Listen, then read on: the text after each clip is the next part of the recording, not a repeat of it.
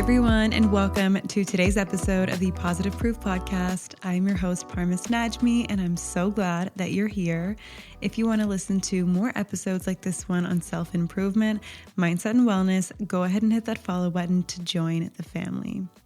Before I get into today's very exciting episode, I just want to ask you guys for a kind and quick favor, and that is if you haven't yet left a review, I would absolutely appreciate if you could do so. It helps so much to build this podcast and help it grow so that we can increase the positive impact we make and just make it a bigger community. Now, if you're listening, maybe there's something stirring inside you, a feeling about your relationship that you're just not sure how to put into words, or maybe you already know deep down, but you just haven't admitted it to yourself yet. Whatever the case, I hope this episode gives you some clarity because today we're talking about 10 signs your relationship might be over, and these are points I put together based on my own experience. Yes, that's right. I'm going to be spilling some tea along the way. So to give you some background, I was in a 3.5-year relationship, and I too was the one who was in denial for the longest time, even though all the signs were pointing towards the fact that my relationship was over, which I guess is also the reason I had mentally clocked out much sooner than the actual breakup, making it much easier on me to enter my next relationship. But just a disclaimer, everyone's experience is different, and there is really no right or wrong advice. It really comes down to what you want to take away from today's episode. Calling it quits with someone you love or still love is never fun, it's never simple, and rarely easy. Relationships are complicated. They can bring us some of our greatest joys, those moments of intense happiness and contentment, and they can also cause our deepest pain. There's a lot wrapped up in romantic partnerships, shared experiences, hopes, dreams, and even daily routines. And so deciding when it's time to step away can feel like standing at a crossroads, totally unsure of which path will actually lead to peace and happiness. And that's okay. That's the whole point of you listening to today's podcast, is to just gain a little bit of clarity, and maybe I can guide you towards questions you never thought to ask yourself. I'm not here to tell you what to do, and I'm definitely not telling you that if you relate to some or even all of these signs, you absolutely have to break up. But I do want to shine a light on the feelings and behaviors that often indicate a relationship has run its course. For some people, having these things helps them confirm what they already suspect, and for others, it's a cue to look deeper and figure out if there's a way to salvage what was once good. So think of these 10 signs as friendly reminders or warnings that something might need your attention big time. So as I walk through each point, I want you to get comfortable, I want you to feel safe, and I want you to feel seen. Seriously, no judgment, no fancy jargon, just real talk. Because at the end of the day, relationships are about connection, and sometimes we need a friend to give it to us straight. So let's get into it. Number 1, you're weighing the pros and cons of staying. Whether you start mentally making lists, like literal checklists in your head about whether you should stay or not, that is a huge signal that something is off. We all have moments where we're irritated by our partner, and it's totally normal to wonder fleetingly, why am I even in this? But the difference between a fleeting thought and a full-on pros and cons list is pretty big. When you sit down consciously or unconsciously and start dissecting all of your partner's qualities, how they make you feel, how often you're happy versus how often you're sad, that is usually a sign that you're already halfway out the door. You're trying to convince yourself to stay or to go. You might literally have a mental scoreboard, like they do this for me, but on the other hand, they never do that for me. And when the relationship was thriving and you felt secure, you weren't even thinking about that stuff. The good stuff and the not so good stuff sort of naturally balanced itself out, or at least you believed that any challenges were worth working through. Now you find yourself in a mental debate. And that debate can be exhausting. And it might not be formal, like you sitting at a desk writing out a T-chart. It can show up in other ways, like, you find yourself reading articles like, how do you know if your relationship is over, or signs you should break up. You're scrolling through your phone, taking quizzes or watching videos that answer the question, is this person still right for me? those aren't the actions of someone who's confident in the relationship. They're the actions of someone who's second guessing, looking for external affirmation, let's say. And that is exactly what I found myself doing almost a year prior to actually ending things with my ex-boyfriend. And I was in denial. So I even had feelings of guilt when I'd seek out these types of videos or podcasts on, why my relationship was the way it was and if it was right for me or not. And at one point, I literally had made a written chart, and I remember telling my mom months later, and she was like, Parmis, choosing a life partner should not be rooted in a calculated decision. It should be based on true love, which is a feeling from the heart. And that really stuck with me. Now, it's important to note that reflection on your relationship isn't always negative. It can be a catalyst for growth, especially if you talk to your partner and the two of you decide to work on the issues that have come up. But if those conversations never happen, or if they happen and end up going nowhere, you end up in a limbo. You're just stuck in your own mind, literally debating each aspect of your partner's personality or behavior. That's no way to live or love, right? So if you're at that stage where the scales and measures are coming out, if you're truly weighing each aspect of your relationship, ask yourself, am I searching for a reason to stay, or am I looking for an excuse to leave?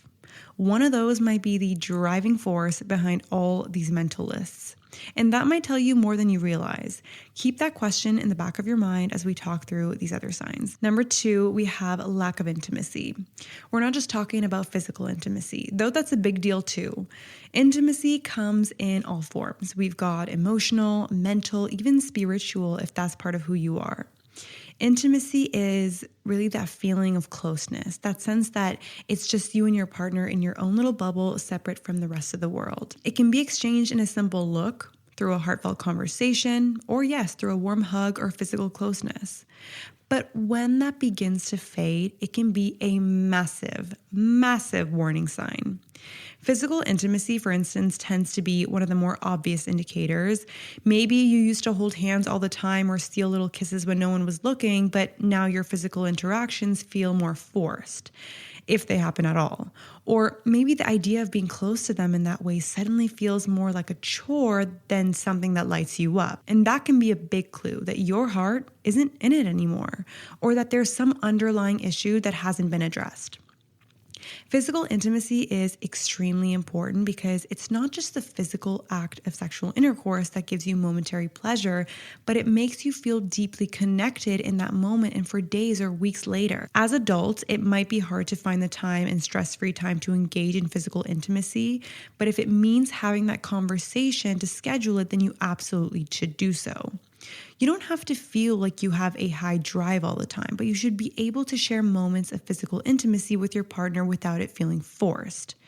Now, if you feel like you cannot engage in physical intimacy or you've lost that sense of attraction, chances are there's an underlying cause to that you need to figure out and dissect. People don't just lose attraction overnight. It's usually from months or years of resentment being built over time. Now, emotional intimacy is just as vital because, you might start to notice you're not sharing your day-to-day with them anymore, or they aren't telling you about theirs. And these long conversations where you talk about your dreams and your fears, they might seem a thing of the past. If that's happening, you probably feel less safe being vulnerable with them, or you sense that they're holding back from you. A breakdown in emotional intimacy can really sneak up on you because one day you realize you literally don't know how they feel about something major, or you catch yourself hesitating before telling them about a problem or success because you just don't think they'll understand or care. When intimacy disappears, it's like the oxygen is getting sucked out of the room. Without some level of intimacy, we lose that special connection that differentiates a romantic partnership from just a casual acquaintance or a roommate situation. And sometimes we go through ups and downs in our closeness, of course, that's normal. Life can get in the way, stress can ramp up, and for a season you might not be as lovey-dovey. But when you can't even remember the last time you felt truly close, whether physically or emotionally, that is often a sign that the relationship is close to its expiration date or desperately needs a wake-up call. If that's where you are, try to be honest with yourself. Is this a busy season and we're just missing each other in the chaos? Or have I genuinely lost that spark to connect in an intimate way? because lack of intimacy by itself doesn't always mean the relationship is over, but coupled with everything else we'll talk about, it can be a strong piece of evidence that you're just drifting apart. Number 3, the thought of being okay without them. You know that moment when you realize you'd actually be fine if they weren't around anymore? I'm not talking about needing constant company or being codependent. I'm talking about that sense that even the idea of losing them doesn't really spark any real fear or sadness. Let's take a quick break. Are you ready to witness powerful stories of healing, growth, and self-discovery? Join Dr. Dean Sunseri and certified life coach Holly Kemp Sunseri as they guide individuals and couples through life's toughest challenges, unscripted, raw, and real. From relationship struggles to anxiety and depression, Transform You is your front row seat to transformation. Discover the unique process from their book, A Roadmap to the Soul, as guests embrace change, find clarity, and transform their lives. Listen now to Transform You, Real Life Coaching, where breakthrough happens and lives are forever changed. Maybe you've caught yourself thinking, hey, if we broke up tomorrow, I'd manage just fine. Or more than that, maybe you've realized you'd actually feel relieved or lighter. That thought alone can be freeing or terrifying, depending on where you stand. In a healthy relationship, you can imagine surviving without your partner because you are your own person. You're not completely dependent on them for your whole identity or happiness. But at the same time, you love them so much that losing them would hurt like crazy. If you're at that stage where you think about being on your own and it doesn't even feel painful, or it feels like you could quickly bounce back without much emotional fallout, that is a sign you might already be emotionally separating from them. And sometimes this feeling creeps up slowly, like it did for me. You start daydreaming about new possibilities, where you might live if you weren't living together, or what your routines would look like if you were single again. You might catch yourself thinking things like, I could stay out all night if I wanted to, or I wouldn't have to answer to anyone about how I spend my money, and instead of that being a guilty fantasy, it feels like a better alternative. This isn't just about wanting independence, it's about preferring a life without your partner's presence or influence. So it's important to look carefully at where these thoughts are coming from. Sometimes the desire to be on your own can stem from resentment or feeling controlled or smothered. Other times, it's more of an apathy.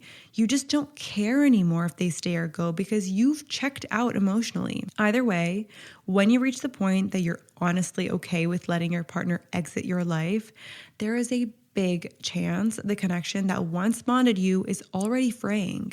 And maybe it's been fraying for longer than you realized. In many cases, if you can't imagine a future with them, or you'd be just as happy, if not happier, flying solo, that is your gut telling you that you might be holding on to a relationship only out of habit or fear of change, rather than genuine love. And while fear is real, living in a relationship that feels more like a placeholder is never a recipe for genuine fulfillment. Okay, number 4, fantasizing about other people and feeling tempted. Attraction to other people can be normal. We are human beings after all, but there is a difference between noticing someone is cute and actively fantasizing about leaving your partner for them. But if you find yourself regularly daydreaming about being with someone else or multiple someone else's, that is a red flag. It's especially concerning if those daydreams start replacing thoughts of your actual partner, or you're seeking out situations where you can be alone with someone else because you want to test the waters. The thing is, feeling tempted often can be a symptom of a deeper issue. Perhaps there's a lack of excitement or passion in your current relationship, so you look elsewhere for that spark. When you're unfulfilled at home, the slightest flirtation outside can feel exhilarating, like a reminder that you're still alive and attractive and desirable.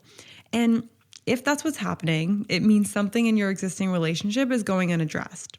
You're probably yearning for newness or adventure, and instead of trying to create that within your relationship, you're looking outward, which makes total sense.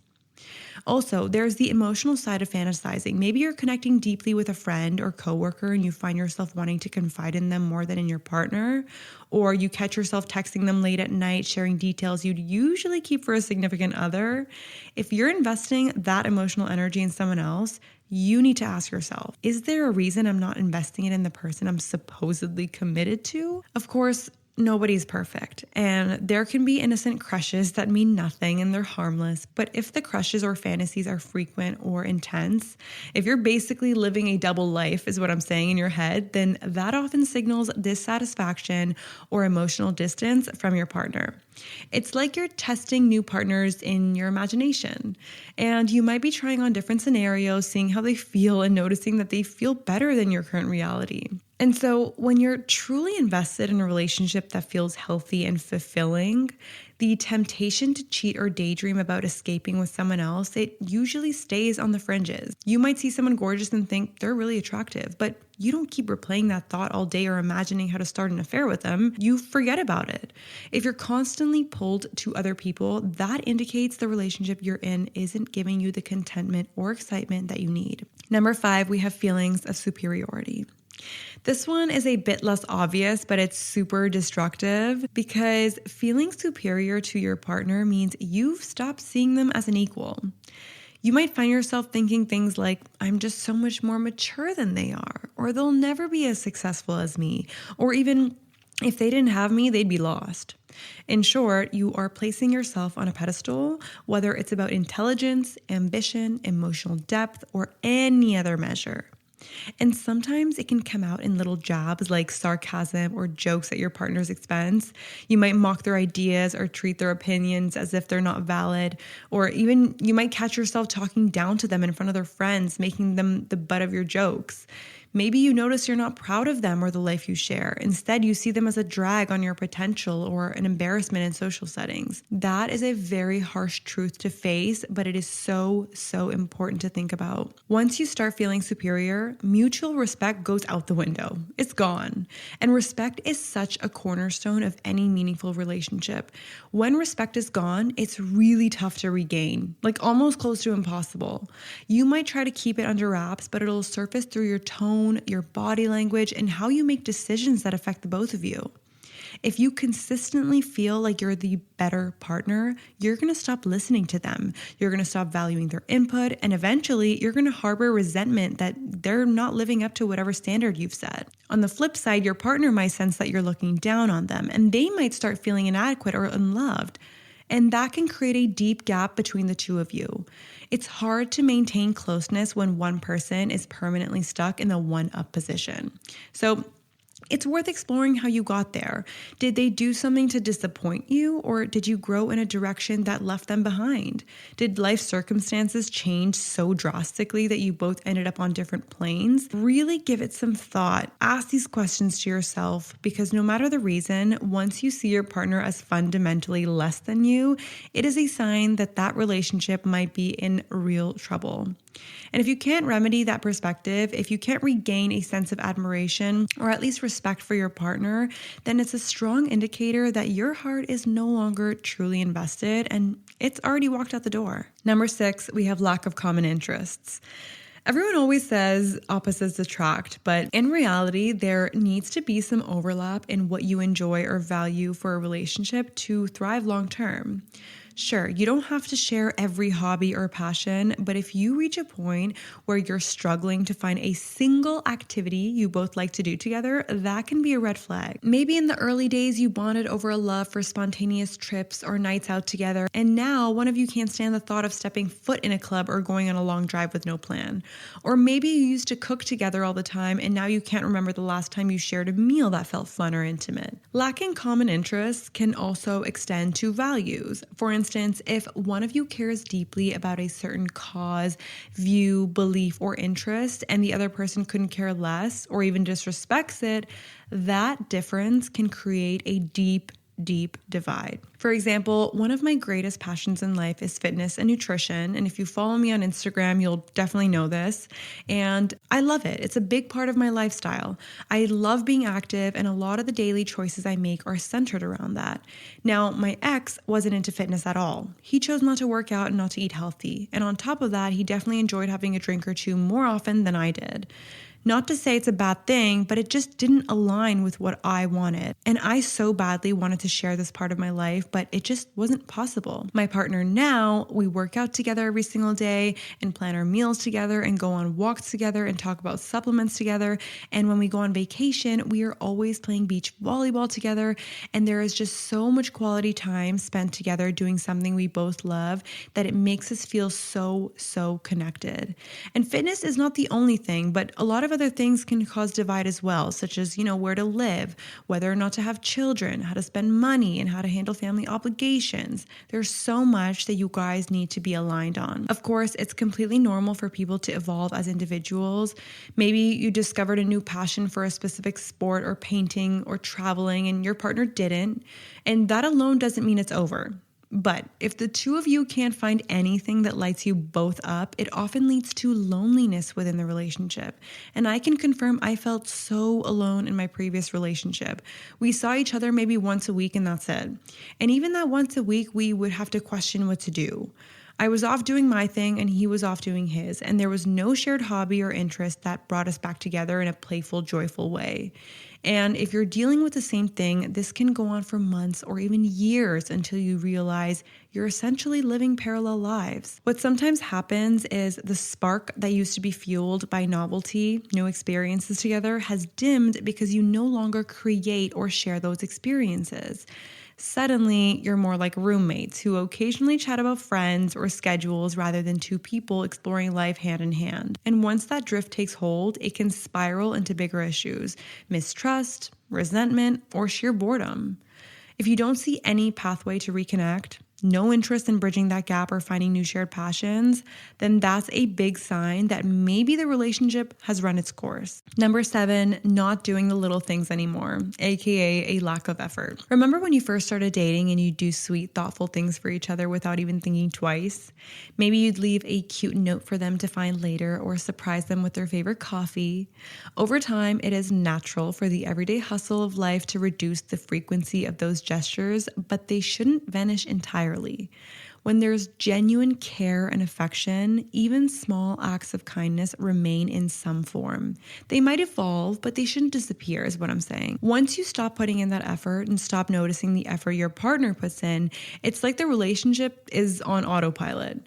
You're both just going through the motions, and you might realize you've stopped texting them sweet messages during the day, or you never bothered to ask how they're really doing after a stressful week. Perhaps you don't plan date nights anymore, or you just don't celebrate the small wins in each other's lives. Those little things matter because they're tangible expressions of love and regard. And when you're in a healthy place, you want to make your partner smile. It feels good to see them light up because of something sweet or thoughtful you did.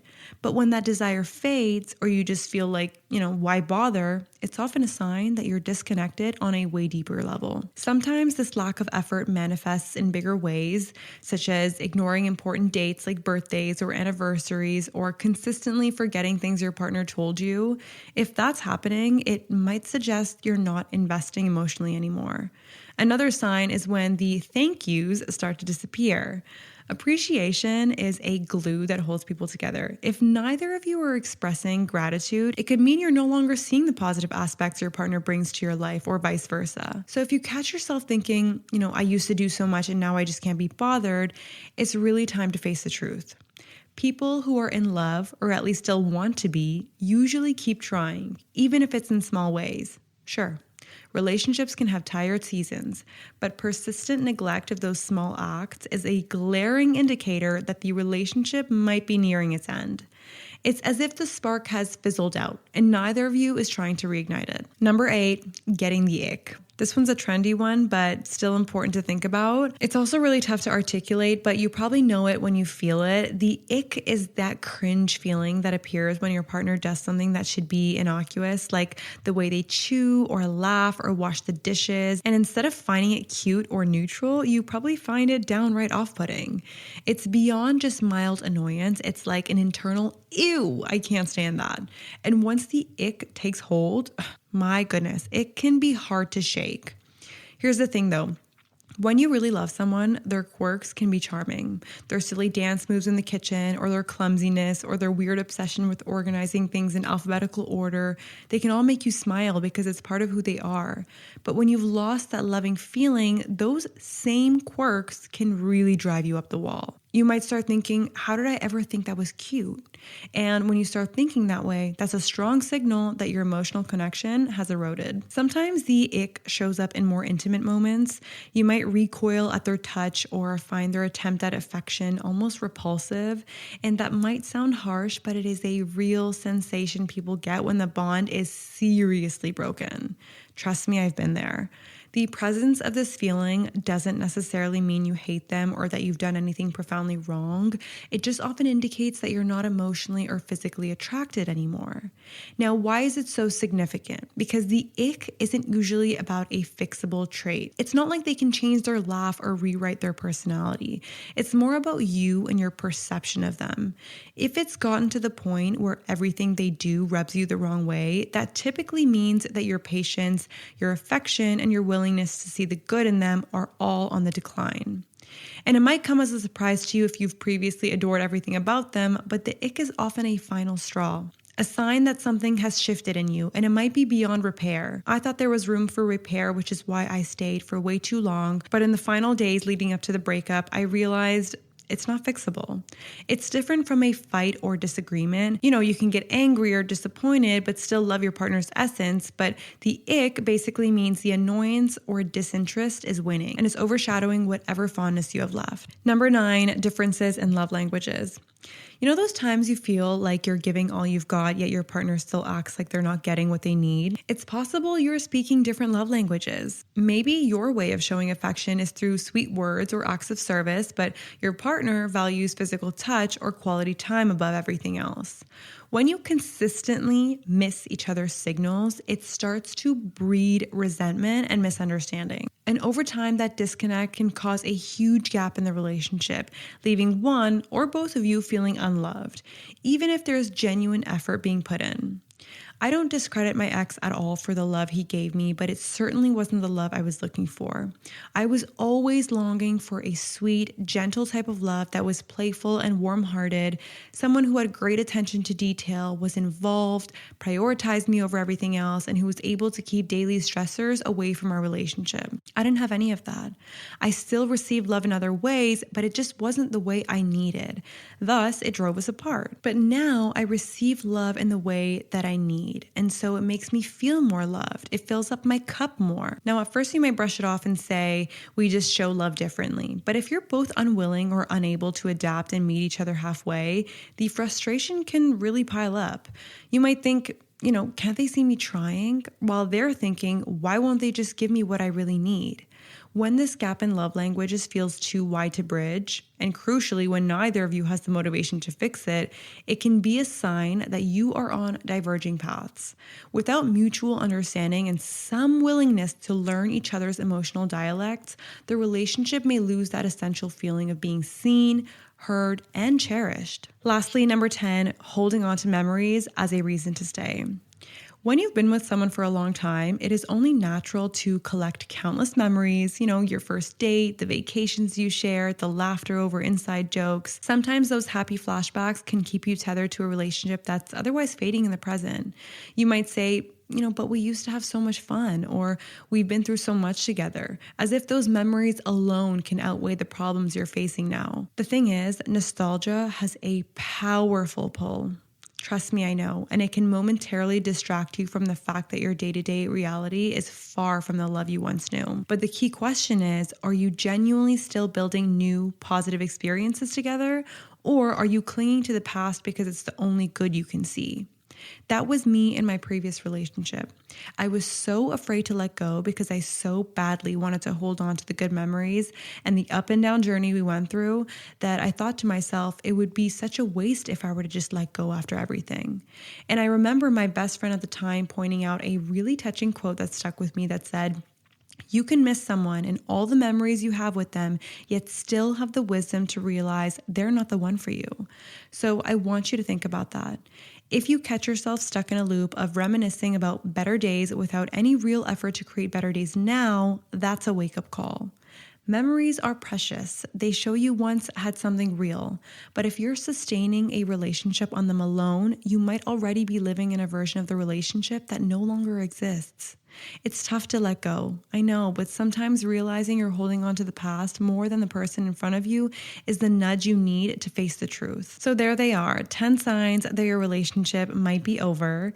You've got the moment you start weighing the pros and cons, the fading intimacy, the realization you can handle life just fine without them, the constant fantasies about other people, feeling superior to them, having no shared interests, not bothering with the little gestures anymore, getting the dreaded ick, differences in love languages, and finally holding on to memories as a reason to stay. I want to stress again, one or two of these alone, it doesn't automatically mean it's time to end things.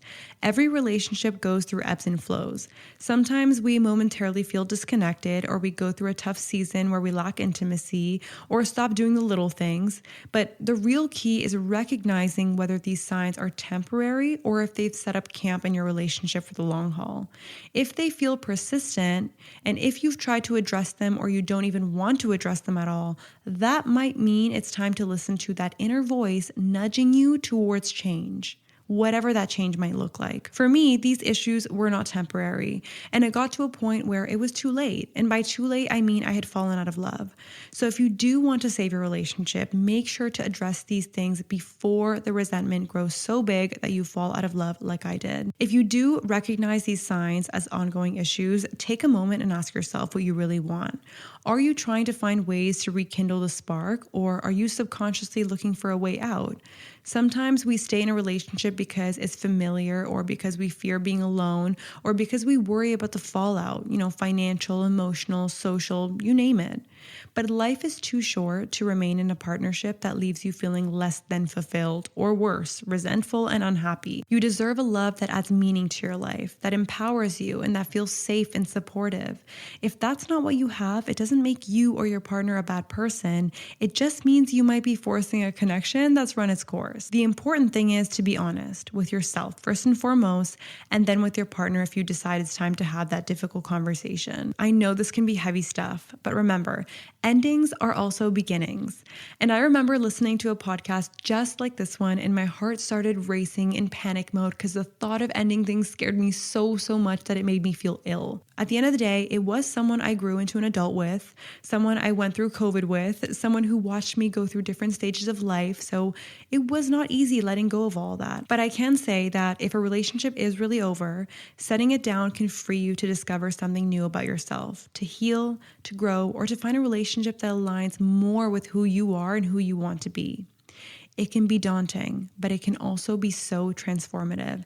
And I say that now after finding the most amazing boyfriend who makes me feel like the luckiest girl in the world.